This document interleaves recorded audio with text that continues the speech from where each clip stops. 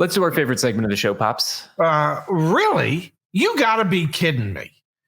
All right. What are you going to get me worked up over today? I was contemplating leading off today's show with this, but saved it for here instead. Dad, 1.3 million Ford vehicles are being recalled. Yeah. So, yeah. What are you trying Ford, to say? I want to be clear. So Ford had this recall. This is becoming a pattern. There were 1.3 million Ford-focused sedans that had been recalled. And then Ford implemented a fix. Yes. And now NHTSA is coming back and opening an investigation into whether the fix actually fixed what was recalled. Here's more of the details. Are you suggesting that the fix wasn't a fix, that the fix was like a Band-Aid to say, hey, we got a fix, when there really was no fix, and now they want to look at it again and maybe force them to come up with a real fix? What a unique way of doing business if you're Ford. People get mad at us. They think, oh, we have it out for Toyota and we have it out for Ford. I don't know that we have it out for either one of them. But what I do know is that if, as a manufacturer, you don't take that portion of your job seriously enough to create quality products to the point where for the last 3 years running, you have led the industry in recalls, and the amount of recalls and the amount of vehicles that have been recalled, and you lead by not a little bit, but by a lot of bit, then that just seems to indicate to me that at the upper management level, all you ever do is give this lip service. You really are not committed to solving any of these issues. You have decided in a business case that it is cheaper for you to deal with it like this than it is to correct the issue before it becomes an issue. And that is why I'm hard on Ford at times. It's not like we've seen improvement over the last 3 years based on the amount of recalls that they've had. So that it just, as a consumer, I just get sick and tired of listening to CEOs and corporate talking heads talking crap. Okay, spewing forth nothing but corporate speak about how they want to improve things when in fact they don't. And when given the opportunity to, they choose not to.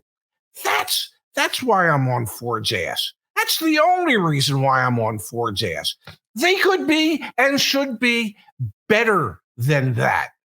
And why they choose not to be is a question that their shareholders should probably pose to the upper management team, starting with Mr. Farley, and ask that question.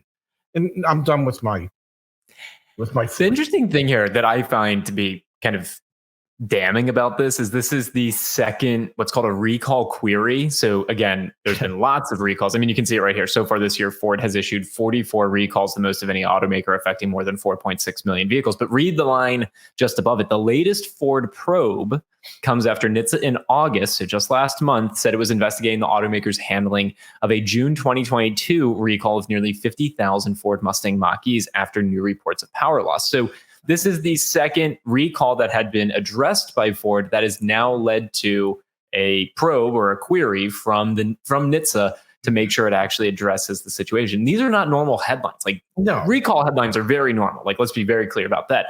But queries into the effectiveness of recalls don't happen all that often. Back-to-back months, Ford is dealing with this. It's not a good look. It's really not a good look. I would suggest, other than having a model named the Probe, which Ford did have at one time. Did they really? Yes. As a manufacturer, the last thing you want to hear is that, oh my, we're getting probed. Okay? It is just part and parcel of not giving a damn about the quality of the vehicles that you're building.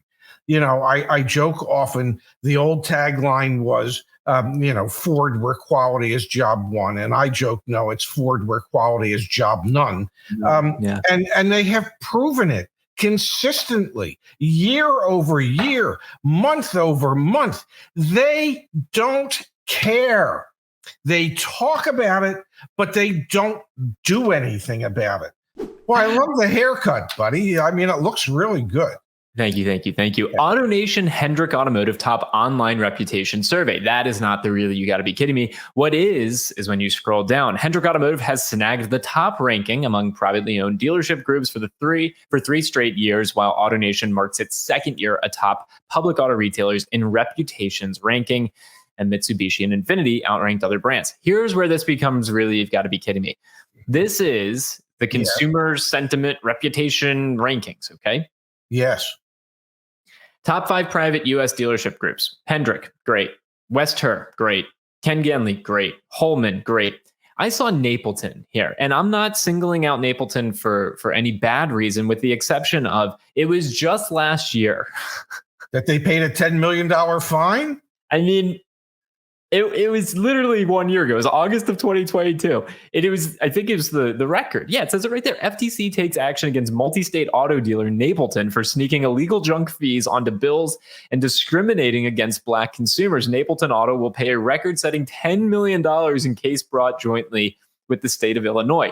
How can you have in your top 5 list, we're talking about the top 5 private U.S. dealership groups for the reputation survey, for 2023. Easy.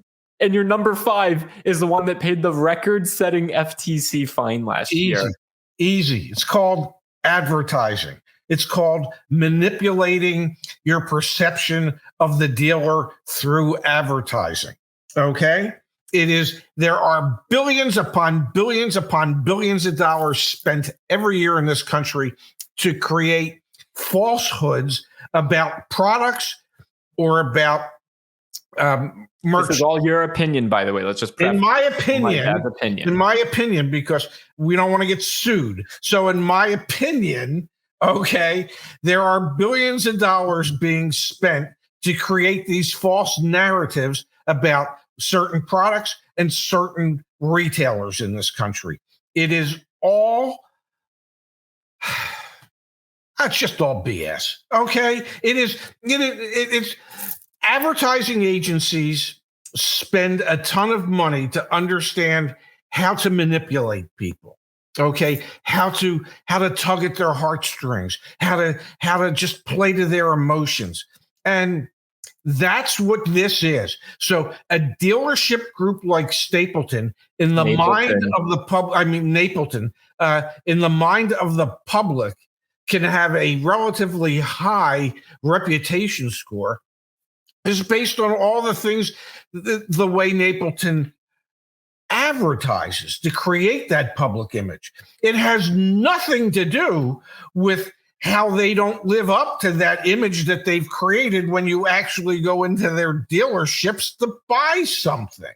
God bless those advertising agencies that come and approach these dealerships and say, hey, we can make you look good. Okay, we can put lipstick on this pig and make you look really good, even though maybe you're not. If you haven't read any science fiction books in a long time, if you're in Austin, Texas, you happen to be living in one, Cruise robotaxis cause Austin, Texas gridlock due to, quote, heavy pedestrian traffic. Residents in Austin, Texas are fed up with Cruise-induced traffic jams, just like Californians. We've got more and more unfortunate. Like, does this not just look dystopian, Dad? So are you suggesting? Look at that image, man. It looks crazy, but it seems to me the underlying issue here is that, well, robo-taxis are great in unpopulated areas. But if you want to have robo-taxis where people live, that ain't going to work, okay? And that is the stupidest thing I ever heard of, okay? I mean, you don't need taxis in the middle of nowhere if you're trying to move people around. Where you need taxis is where the people live. And where the people live is going to confuse the hell out of the taxis, well, that doesn't sound like a winner to me. That sounds like we've really wasted a whole lot of time, effort, energy, and money here. You hear me say it all the time in our business that you got to iterate, you got to iterate. I think the unfortunate reality of moments like these is they will get sensationalized. So even if it's just one instance, it's going to be a headline. It's absolutely going to be a headline because it's so crazy looking.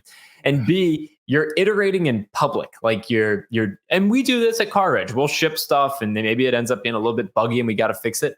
But we don't have cars on the road, like I think it's important for these companies that they're as they're approaching this type of stuff, Pops, like, yeah, there's a lot of implications. You're going to get some headlines and some press like this where it's like, it doesn't look so good and leaves a bit of a black eye on the whole approach to robo taxis taking over the world.